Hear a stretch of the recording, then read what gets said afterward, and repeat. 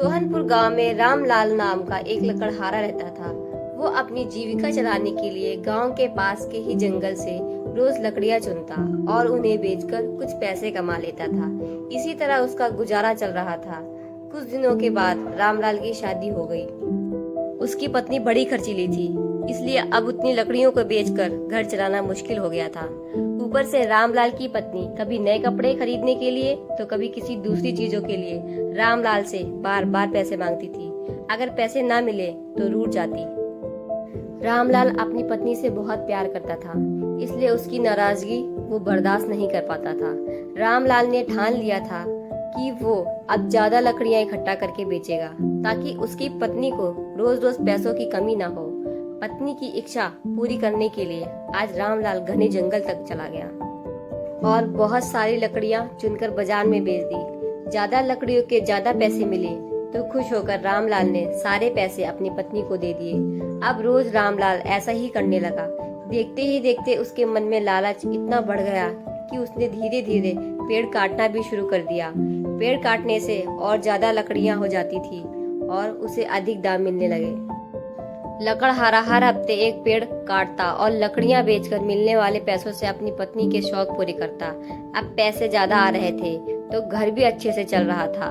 धीरे धीरे रामलाल ने पैसों को जुए में लगाना शुरू कर दिया। जुआ खेलने की लत ऐसी लग गई कि रामलाल एक मोटी रकम इसमें हार गया। अब इस रकम को चुकाने के लिए रामलाल ने एक दो मोटे मोटे पेड़ काटने का फैसला लिया। जैसे ही रामलाल ने जंगल में जाकर अपनी कुल्हाड़ी को एक बड़े से पेड़ पर चलाने की कोशिश की तो ऊपर से पेड़ की टहनी ने हमला कर दिया। रामलाल चौंक गया, फिर उसे पेड़ की एक टहनी ने लपेट लिया।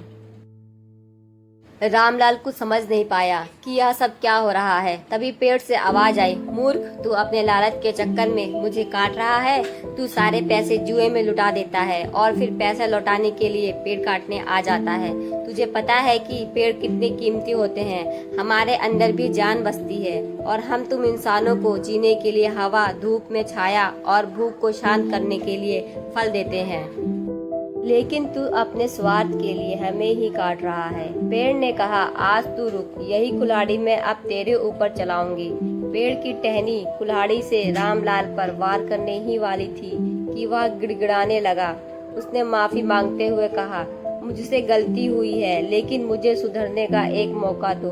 अगर आप मुझे मार दोगे तो मेरी पत्नी का क्या होगा? वो अकेली पड़ जाएगी। आज से मैं किसी पेड़ को नहीं काटूंगा, यह प्रण लेता हूँ। यह सब सुनकर पेड़ को रामलाल के ऊपर दया आ गई।